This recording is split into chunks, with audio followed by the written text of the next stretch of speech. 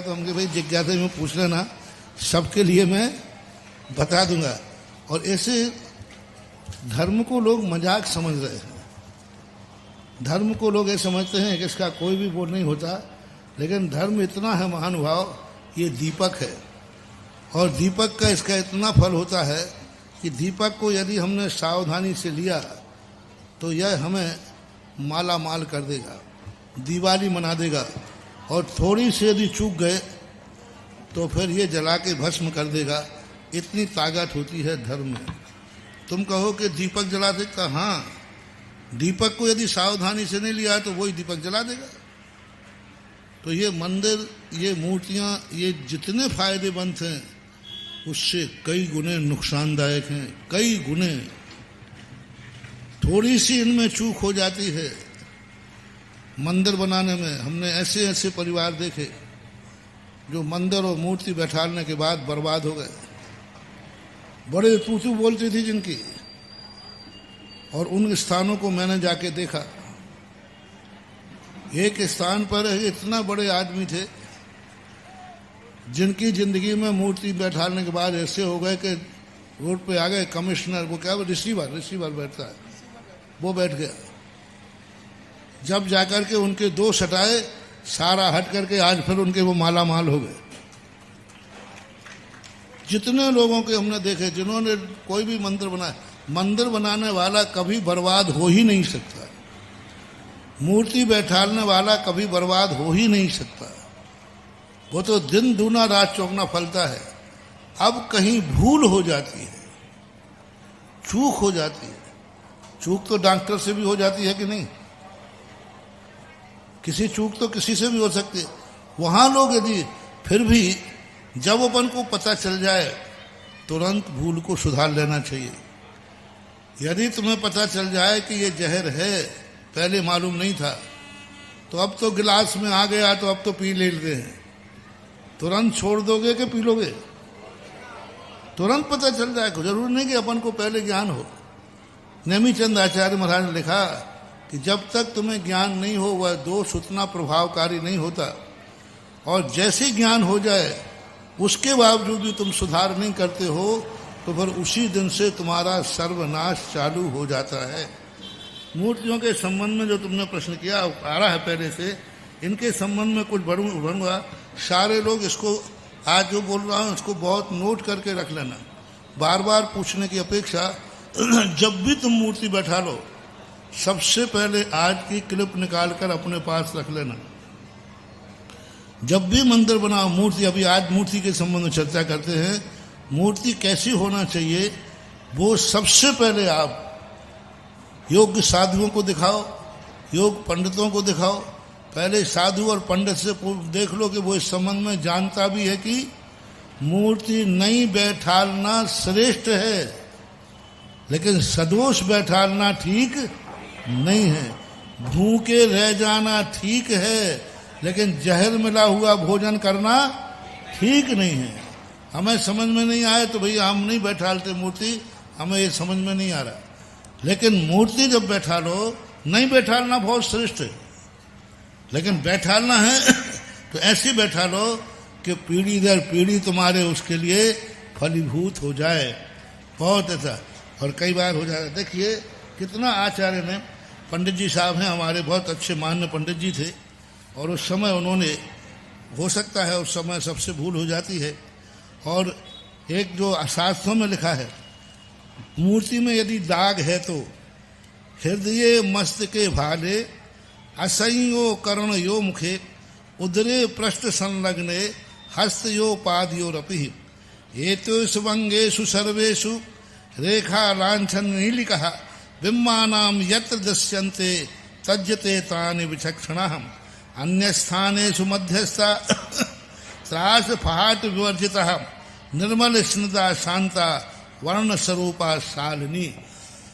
मूर्ति में यदि दाग आ जाए, अब जैसे तुम्हारे यहाँ मूर्तियाँ कई जगह आती हैं, आजकल क्या है, बदमाशी करने लगे लोग, ऐसा पेंट करते हैं, ऐसा पेंट करते हैं कि अपन को लगता ही नहीं कि पेंट है, कि ऐसा मैचिंग कर देते। और वहाँ पर यही होता, कई हमारे सामने, हमारे द्वारा हमें भी ठगे गए।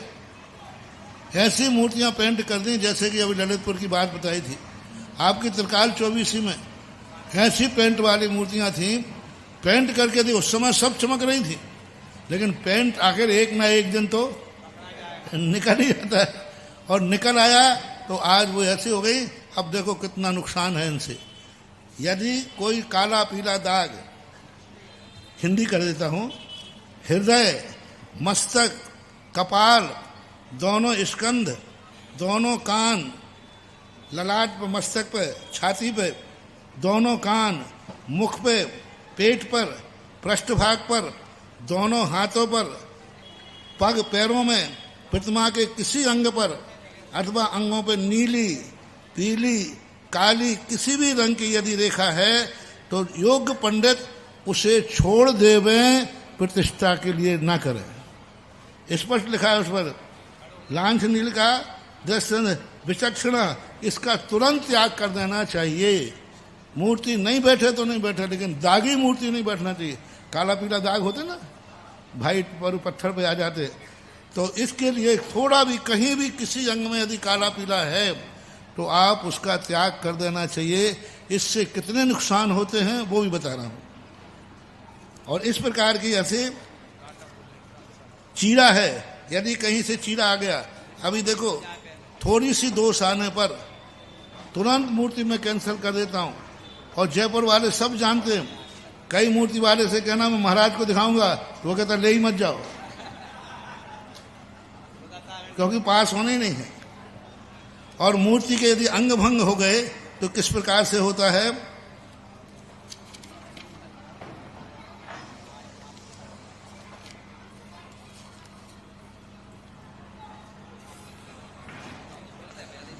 प्राकृत तो इसलिए कोई कहे कि अपन हिंदी से पढ़ रहे हैं, मूल में कह रहे हैं। घर मंदिर में 1 अंगुल से 11 अंगुल के नाप की प्रतिमा की पूजना चाहिए। गृह चैत्यालय घरों में जो बनते हैं व्यक्तिगत। और दूसरे, ना अंगुली वाहा नासा पय भंगुणु वक्रमेण फलम शत्रुभयम देश भंगम बंधम कुण नाश दक्षयम। सुनो कान खोल के, प्रतिमा का नख, अंगुली, बाहु, नासिका, चरण, इनमें से कोई अंग खंडित है हो जाए तो शत्रु क्रमशः, यदि अंगुली का नाश हुआ है तो शत्रु तुम्हें नाश कर देगा। देश का विनाश, आप यदि कहीं राजा महाराजा हैं तो आपका विनाश। बंध कारक, कुल का नाश और द्रव्य का क्षय। यदि नाश का खंडित है तो आपका क्या होगा, कुल का बंध कारक है और अंग खंडित, और कुल का नाश है और द्रव्य का क्षय और दरिद्रता है यदि कोई खंडित ही।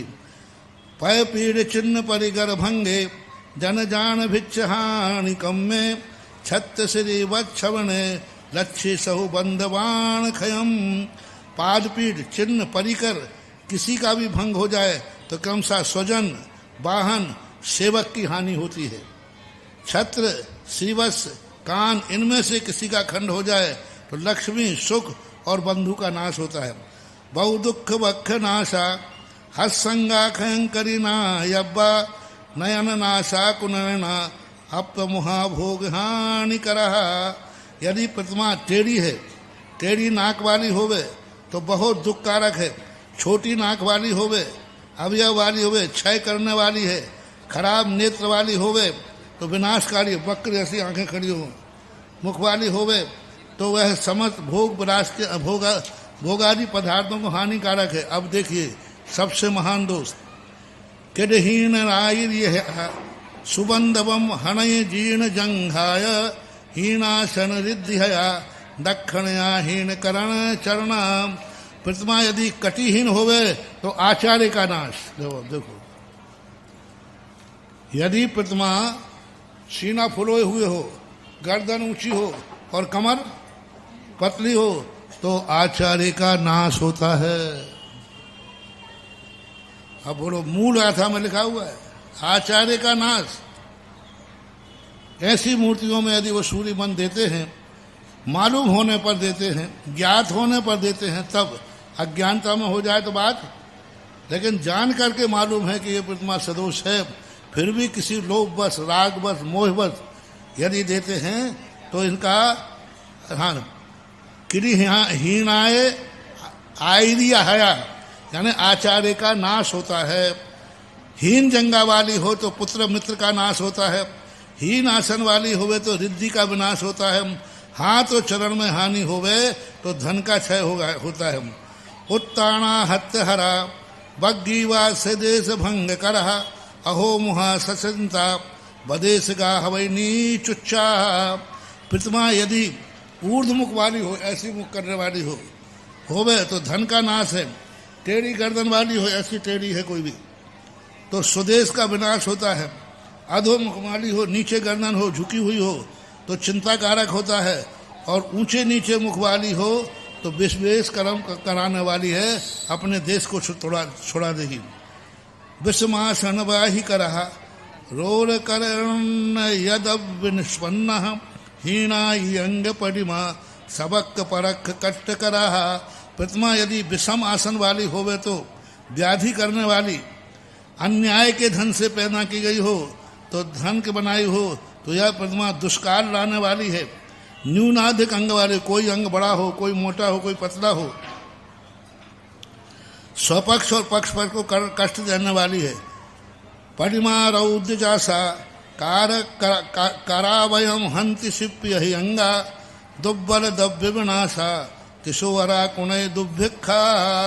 प्रतिमा यदि रौद्र है, ऐसी भयानक ऐसी देख रही है, हो करने वाली है तो अधिक अंग होवे तो शिल्पी का विनाश हो जाता है। शिल्पी यानी बनाने वाले, मैंने खुद अपनी आंखों से देखा है, ऐसी मूर्ति बनाने वाला शिल्पी पूरा वंश ही खत्म हो गया उनका। मैंने उनको पहले ही कह दिया था, तुमने ये जो कार्य किया है समाज के लिए बहुत गड़बड़ करता था, वो जोड़ देता था ये। मैंने कहा तू आज उसके वंश में कुछ भी नहीं है, सब कुछ खत्म हो गया, वो बनाने वाले ही खत्म हो गया, सब कुछ खत्म हो जाता। दुर्बल अंग वाली होवे तो द्रव्य का विनाश करे, और पतला उदर वाला यानी एकदम पतला, बड़ा भी नहीं होना चाहिए तो दुर्भिक्ष का कारण है। उड्डम हुई धन नाशा अपू यात्री अट्ठी बिन्नेया आई घट्ट दिट्ठी अशुहा हवाई हो दिट्ठी भिग्गधरा। प्रतिमा यदि ऊर्ध्वमुख वाली होवे तो धन का नाश, तिरछी देखने वाली हो तो अपूजनीय है, यदि गाढ़ दृष्टि होवे तो अशुभ करने वाली है, अधो दृष्टि होवे तो विघ्नकारी है। इस प्रकार के ये है। फिर अच्छी प्रतिमा क्या क्या होती हैं, वो इसके विपरीत उन्होंने आगे लिखा, ऐसी अच्छी प्रतिमा। और यही ये प्रतिष्ठा रत्नाकर है, पंडित जी साहब ने लिखा है, गुलाब चंद जी पुष्प के द्वारा है। इसमें भी इन्होंने इसी बात को संग्रह किया है जो अभी अपन ने पढ़ा है, उसी के लिए उन्होंने विशेष रूप से किया।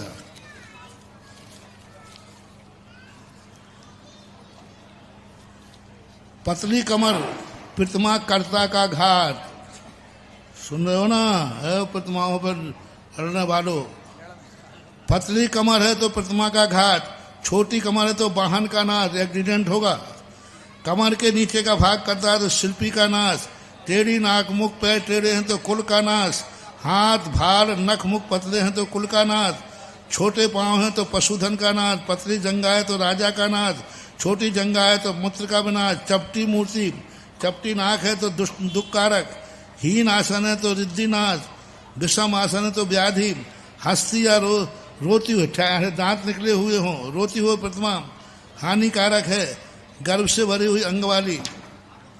रौद्र रूप प्रतिमा कर्ता का मरण, कृषकाय द्रव्य का क्षय, हीनाधिक अंग स्वपर कष्टकारक, हीन अंगोपांग क्षय, अधिक अंग शिल्पी का नाश, दुर्बल अंग धन का क्षय, अधिक मोटी प्रतिमा धन क्षय, अधिक पतली प्रतिमा धन क्षय, छोटी कद की प्रतिमा कर्ता बैठाने वाले का नाश, मरण निश्चित है।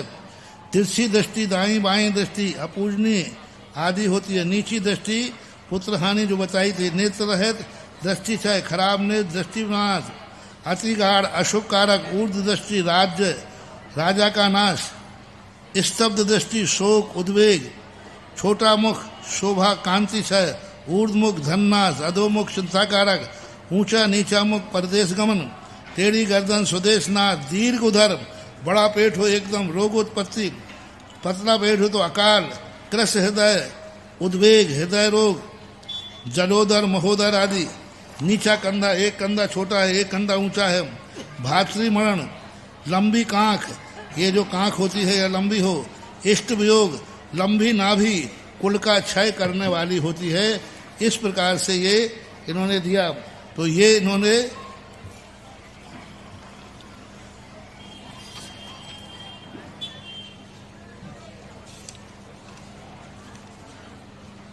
रेखा का हमने बता ही दिया, इन्होंने बता दिया। हृदय मस्तक एक जो है वसुनंदी महाराज हैं अपने उसमें प्रतिष्ठा सार नाम का एक ग्रंथ है, उसमें लिखा है हृदय मस्तक कपाल, वही उसमें था, वही दूसरे ग्रंथ का रेफरेंस है इसमें। हृदय मस्तक कपाल दोनों स्कंद, दोनों कान, मुख, पेट, पृष्ठभाग, दोनों हाथ, दोनों पांव पर यदि किसी भी अंग पर पत्थर के विपरीत यदि धब्बा है, दाग है, रेखाएं हैं, तो वह तुम्हारे लिए मूर्ति सर्वनाश करने वाली है। प्रतिष्ठा कारक, प्रतिष्ठा करने वाला, सूर्य मंत्र देने वाला, तीनों के लिए नुकसानदायक है।